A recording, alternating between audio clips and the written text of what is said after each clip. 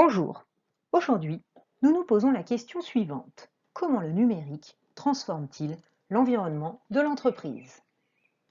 Pour répondre à cette question, vous mobiliserez les compétences suivantes. Identifier les conséquences du numérique sur les modes de production et l'offre proposée, sur les modes de consommation de biens et services de l'entreprise, et vous analyserez les conséquences du numérique dans les relations d'échange de l'entreprise.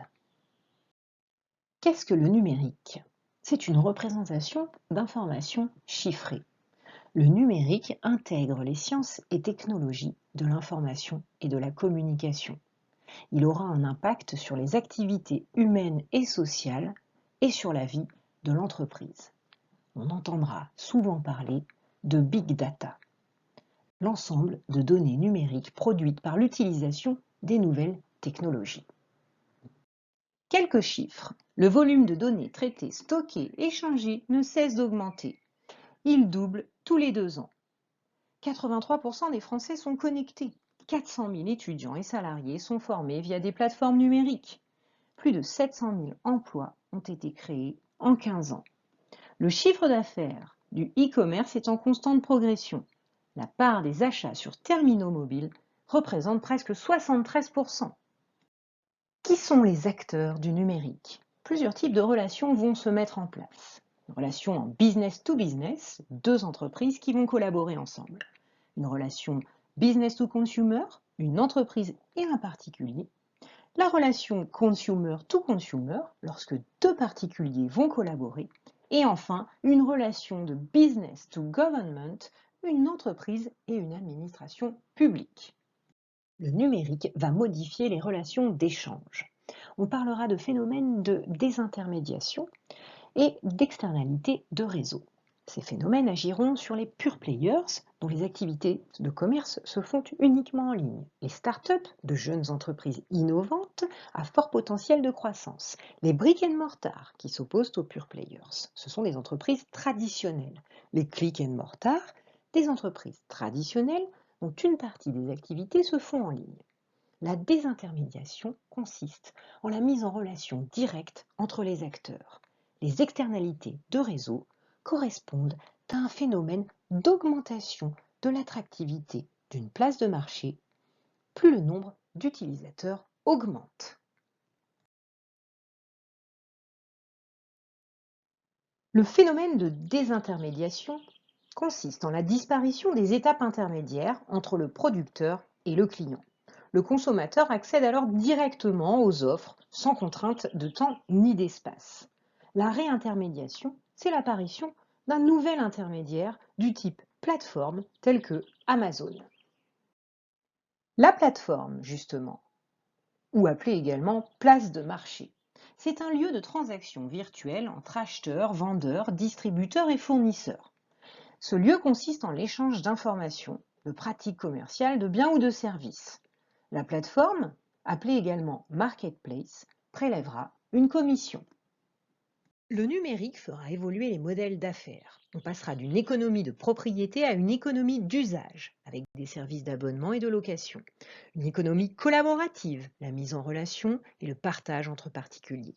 Le consommateur deviendra acteur, il recherchera des informations, il va comparer, la réputation sera très importante.